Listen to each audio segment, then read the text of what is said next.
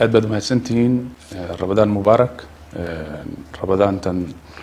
إلهي مالمها هود من نبضها نقول لما يو waxaan rajeynayaa rabadaantan inay ahayd rabadaan qabow fiican iyadoo ku soo hagaagtay xilli kulul bishii March ay ku soo hagaagtay haddana bulsho ahaan alxamdulillah waa rabadaan lagu xasuusan doono in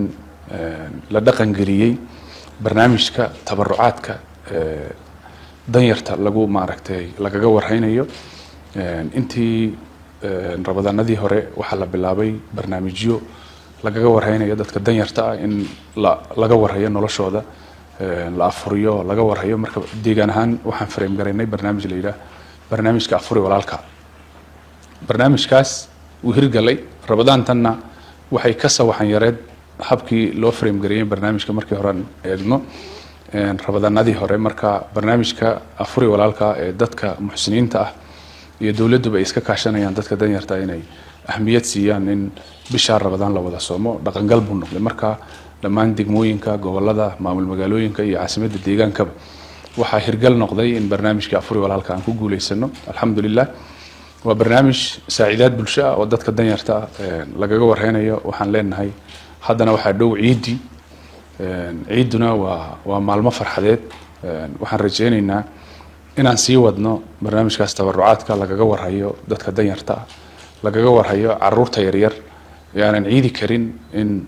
la ciidsiiyo cid walba oo awoodi kartana inaan rabadaantii ku dhameystirno farxadda ciidda laguna ma aragtay garab qabto qoysaska danyarta ah intaas waa rabadaanta waxa xigta ciidda fariin ahaan ilaahay nabad ha nagu gaarsiiyo waxaan bulshada ku baraarujinaynaa in ciiddu ay iska saxmad badan tahay suuqu cidhiidhi yahay goobaha ciidda lagu oogayo ka warhaynteedii hay'adaha amnigu dabcan waxay ku hayaan hadda gacanta lagu hayaa laakiin kuma filna kaliya hay'ad amni inay ilaaliso nabadgelyada bulsho oo dhan doorka bulshada deegaanka ay ku leedahay ilaalinta iyo sugidda amniga waan garanaynaa amniga aan ku naaloonayno dhowrkii sano ee u dambeeyay lagu tallaabsaday waa mid doorka bulshada aan la dafiri karin oo sabab ay u tahay in amniga la sugo bulshadu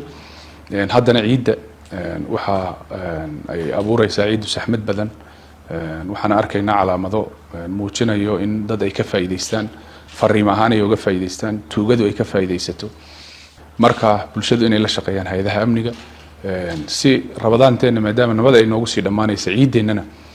nabad ay noogu dhamaatay insha Allah intaas waa fariin